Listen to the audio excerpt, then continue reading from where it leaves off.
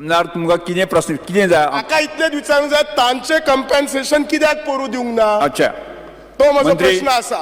मंत्री आन्सर दियात. कितें म्हणटा साहेब डॉक्टर उलय.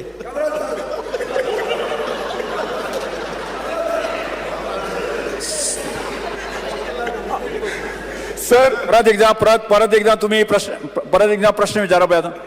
ना कितें म्हणणें कितें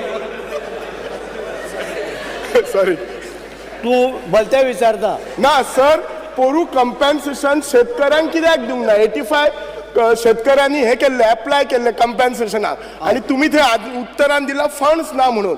म्हाजो एकूच प्रश्न आसा शेतकऱ्यांचो फंड आनी खंय डायवर्ट करूं नाकात. ना. तांचे कंपेन्सेशन टायम टू टायम दियात तांकां खूब गरजेचे आसता ते. ना आमचो सरकार आज पळय आसा केंद्राक आनी हांगा शेतकऱ्यां साठी आसा आनी आमी तेंचे कांय ना मातशें डिले जालें जायत आमी तांकां दिता आनी सगळे प्रायस हांगा आमी तांकां सबसिडी हे ते सगळे आमी तांकां दिता शेतकऱ्यांक.